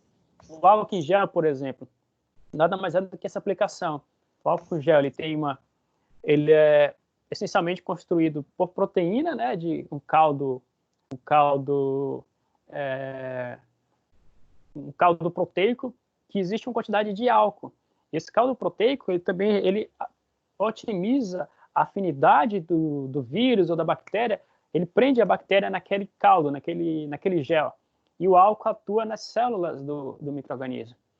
Então, essa afinidade do caldo lá, que agora eu não sei exatamente o nome, mas você da farmácia deve saber qual é o nome desse caldo do gel, ele tem afinidade muito grande com a superfície de bactérias, com as superfícies lipofílicas dos vírus e dos micro-organismos. Então, ele prende o micro-organismo naquela superfície do álcool e do gel, e o álcool atua na membrana celular. Então, acaba sendo mais eficiente do que o próprio álcool em si. O álcool líquido ele tem menor eficiência do que o álcool em gel para esse tipo de situação, porque o vírus ele pode não ficar preso fisicamente, entende? Então, quando o vírus está preso fisicamente pelo gel, o álcool consegue penetrar melhor na superfície dos micro-organismos, das membranas lipofílicas. Então, o princípio também é do detergente também, ele tem esse princípio parecido, ele torna-se solúvel a camada proteica dos micro-organismos. Por isso que lavar as mãos com detergente é importante, com sabão é importante, porque esse detergente, ele também tem, dependendo do detergente que você usa, ele tem dupla afinidade, uma polaridade, ele tem afinidade com a água e afinidade com gorduras. Então, a afinidade que ele tem com gordura vai ser, eventualmente, eficiente contra certas substâncias da bactéria lipofílica, contra substâncias da bactéria da superfície lipofílica da bactéria. Então, quando você lava a mão com detergente, você realmente está agindo contra as membranas das bactérias do vírus. Então, dependendo do detergente, também pode ser, de alguma forma, uma barreira também sanitária para proteínas de vírus, proteínas de bactérias. Desculpa o barulho da moto aí, tem uma moto passando aqui perto. Mas, claro, que isso são exemplos assim, que não é eficiente contra todos os micro-organismos, contra todas as bactérias. Então, a gente tem os seus limites, tem que entender que tem limite para cada uma dessas aplicações aqui. Então, tem que entender essa importância.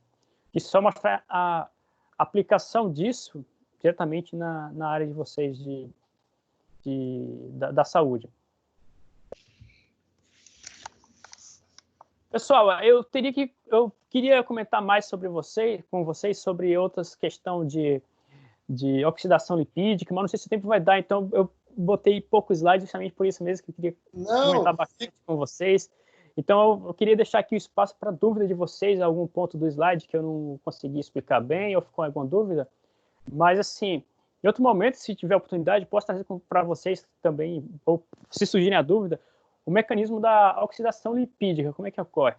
É parecido com os outros fenômenos de clivagem do oxigênio com as proteínas. Então, assim, só pincelando aqui sobre a oxidação lipídica, nada mais é do que a reação do oxigênio, lipídica e proteica, né? Nada mais é do que a reação do oxigênio, que é uma molécula polar, de alta polaridade, e ele consegue atacar estruturas, vou voltar aqui o slide aqui, estruturas de polaridade das proteínas, que são essas estruturas aqui. Ó. No caso, essas proteínas aqui, por terem cadeias alongadas, e às vezes formam duplas ligações. Quanto maior o número de duplas ligações, maiores são as chances dessa proteína sofrer uma rancificação, que é o nome que dá para quando ocorre a oxidação lipídica. Então, quanto maior o número de duplas ligações, que essa cadeia aqui, que vai ter duplas ligações, mais suscetível ela é à ocorrência da oxidação lipídica. A oxidação proteica, digamos assim. O princípio é igual ao da oxidação lipídica, similar. Por exemplo, as liposproteínas são as mais suscetíveis à oxidação. Por exemplo, vou dar um exemplo do queijo. Edberto, deixa eu só te contar aqui. Tem um aluno chamado Adailton, ele quer fazer uma pergunta. Fala, Adailton.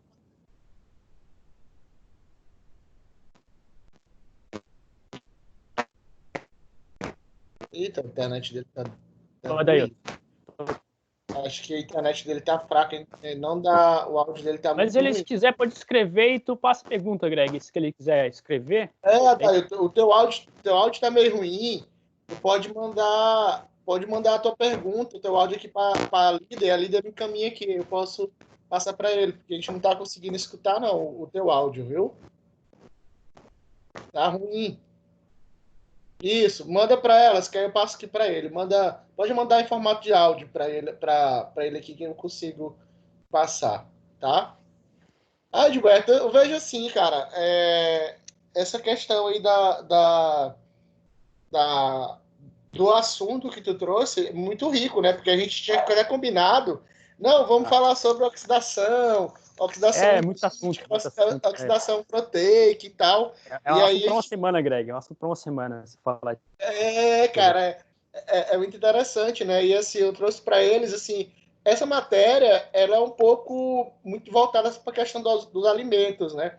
E aí, às vezes, o aluno, ele pode, professor, mas farmácia, alimentos, tudo mais, mas o interessante é justamente esse, que é para que o aluno, ele consiga entender também como é que funciona o alimento e como é que pode, às vezes, o cara tá... Mas como é que o cara chega, sei lá, vomitando, chega vomitando, com diarreia, isso, mas o que pode ter sido, né? Então, o cara ele estudou lá na parte da microbiologia de alimentos lá, ele disse, olha, pode ter sido... O que foi que você comeu, né? Você pode ter sido por uma contaminação microbiológica, pode ter sido, sei lá, ele pode ser talvez até uma pessoa que tenha intolerância à lactose, não sabe, né? Então, o próprio aluno, devido a esse aprendizado que ele vai ter durante toda esses tipos de aula e tudo mais, ele vai conseguir detectar, dar um direcionamento, um posicionamento para isso, né? Para dizer assim, não, tá assim, tá assado, isso aqui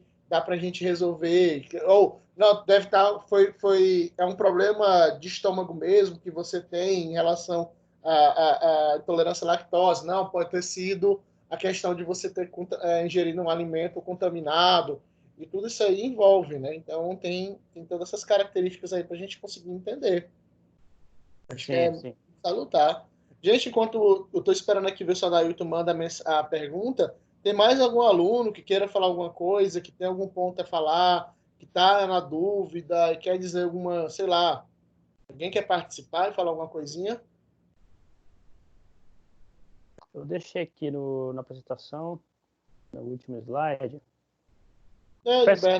Eu fiz slide assim muito curto, porque eu sabia que o assunto ia ser muito vasto para 1h30, não iria dar conta de falar muita coisa, sabe? Não, tem que deixar um ponto aqui, pelo menos, estrutural, o que é proteína, a importância disso aqui na indústria de alimentos e na farmacêutica, que caminham de mãos dadas, né, as duas, assim. Então, sim.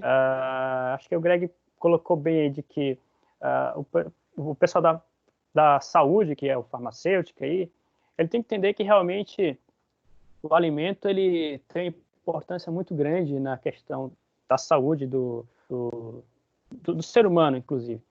Então, entender esse princípio da química de alimentos é importante entender também, principalmente, toda a estrutura, mas eu coloquei a proteína porque, no meu ver, ela tem uma série de funções, tanto estruturais, energética, e a gente consegue entender também a questão dos micro-organismos também. Então, assim, quando você consegue entender, na verdade é impossível entender tudo, né?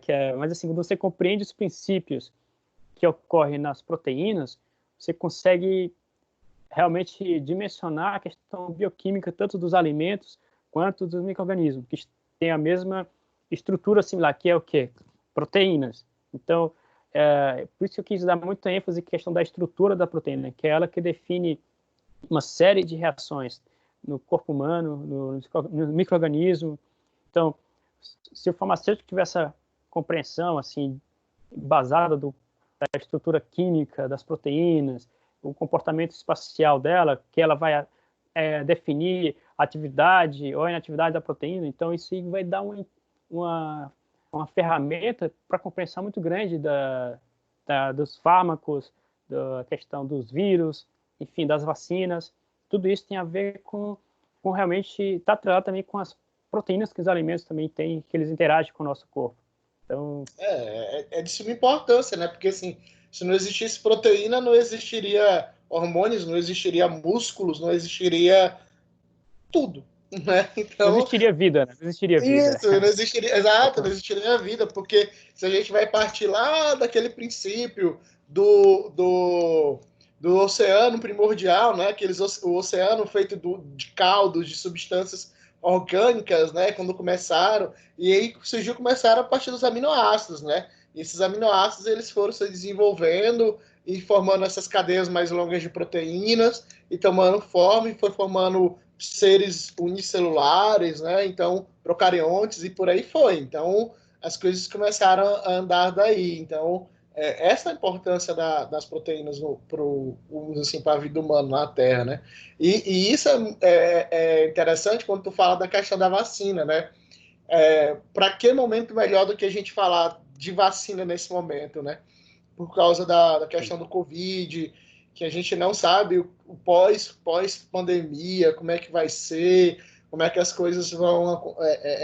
o mundo vai trabalhar em questão disso aí. A gente vê o quanto às vezes a gente estava um pouco despreparado, porque tu pega hoje o mundo todo trabalhando para conseguir encontrar a cura para uma doença, e até agora, tipo assim, toda hora surge uma coisa, né? Não sei o que, ali descobriu nos Estados Unidos agora, né? A gente até brinca, a gente tem um grupo aqui que a gente brinca, tipo, vamos lá, Estados Unidos, salva o mundo igual tu faz nos filmes, né? Igual faz nos filmes, assim. Exato. Vamos lá, porra, ajeita logo, né? Então...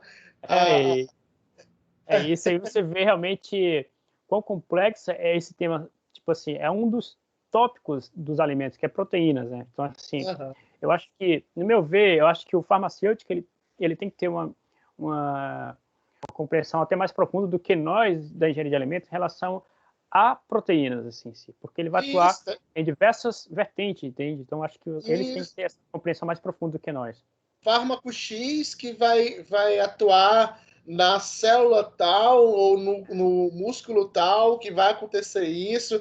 É um assunto bastante profundo, né? Se a gente for aprofundar ainda mais ainda, aí que vai ficar um negócio mais interessante, né? Mas eu acho que, talvez pela proposta, o rapaz, a moça mandou aqui, Edberto, ela só falou que ela quer te agradecer, né? Parabéns aí pela tua apresentação.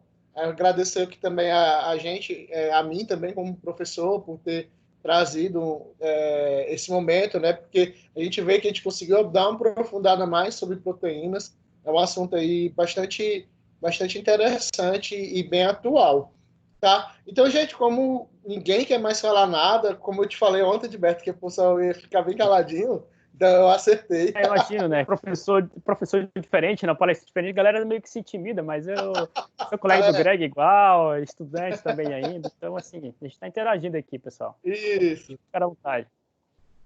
Garanto a vocês que eu não vou ter todas as respostas, não, mas a gente procura depois aprender e compartilhar informações. Eu falo isso para eles. Se der tempo ainda aí, pós-provas e tudo mais, a gente pode, Edberto, depois, quem sabe, se eles quiserem, a gente pode fazer uma aula, isso vai ser bem legal, de mitos, né? Eu falei para eles, depois a gente pode fazer, olha aí, turma, pós segunda avaliação, que aí a gente vai, vamos dizer assim, estar mais descompromissados, vocês também, a gente pode fazer uma aula extra mesmo de mitos. Professor, a Coca-Cola ela é mais ácida que os outros refrigerantes, essas coisas, tipo, como já falei para vocês, como é que é feita a salsicha, como é que é feito não sei o quê. Então, vocês podem trazer, Gilberto, se você quiser, eu te deixo o convite já, e eu posso trazer os questionamentos, né? Traz aí as questões, levanta aí. Exato, para a gente fazer um bate-papo aí, para a gente tentar desmistificar o mundo dos alimentos, né, para os nossos alunos, o que é mito, o que é verdade, para, quem sabe, enriquecer e até trazer eu acho legal, não vou mentir para ti, tu sabe que... Eu também acho legal essa interação entre nós da engenharia de alimentos e da farmacêutica, porque existe muito preconceito para quem é leigo da área, né? Por exemplo, está muito em moda hoje em dia a questão dos alimentos orgânicos, né? Que não foi processado industrialmente, que é isento de produtos químicos. Então, existe muito essa linha também do clean, né? Sem aditivo. Enquanto que a nossa discussão, tanto da farmácia quanto da indústria de alimentos, não é bem assim, de que tudo que é fármaco, tudo que é industrial é ruim. Não é assim a discussão. Quando a gente entende a questão das funções das proteínas, a função dos processos químicos dos alimentos, o que está fazendo o processo ali? Por exemplo, você faz a pasteurização do leite, tem uma função da pasteurização. A gente, vou tomar só leite de caixinha, de saquinho, de lata não, porque tem aditivo e tudo mais, que o leite não é natural. Obviamente não é natural, mas a gente sabe por que é natural, e a gente está explicando aqui qual é a função da pasteurização. É realmente inativar enzimas, reduzir a atividade de enzimas e ainda evitar. Então, esse debate entre a indústria, entre os profissionais de alimentos e os profissionais da indústria farmacêutica, eu acho que é importante porque os dois podem caminhar junto para desmitificar uma série de questões que a sociedade tem em relação ao senso comum, certos mitos, né, em relação a dizer que tem gente que não usa medicamento porque, enfim, uma série de preconceitos, e outros não usam certos alimentos por outros preconceitos. Enquanto que tanto o alimento quanto o medicamento, ele tem a atividade de regular certos hormônios, de regular certas atividades orgânicas do seu corpo. Então, é importante entender isso mesmo, que a conversa entre o farmacêutico e o cientista de alimento, o profissional de alimentos, tem que ser bem dialogada mesmo assim. Perfeito. Tá, gente, então assim, se vocês tiverem questionamentos, já vão mandando para os líderes vão mandando, e a gente vai fazendo um compilado. Pós segunda prova oficial 2 aí, a gente faz um dia aí, e a gente combina o dia, livre, tá? Ninguém, a gente pode só fazer um bate-papo mesmo, e aí eu posso até chamar outros colegas nossos da faculdade, a gente pode fazer uma coisa bem maior, e aí a gente pode trabalhar, aí vocês ficam e não vão cobrar nada. Tá bom? Então, assim, Edilberto, muitíssimo obrigado, valeu mesmo. Imagina, Greg. Estamos aqui à disposição. Eu também, se vocês quiserem, eu só sei falar besteira, cara, então, assim, se precisar de mim para besteira, tu pode contar comigo. Beleza. Mas, Edilberto, valeu, gente. Obrigado. Satisfação aí a todos aí. Bom dia para vocês. Se cuidem da quarentena, se cuidem da quarentena. Usem os conhecimentos que adquirirem hoje, que eu acho que no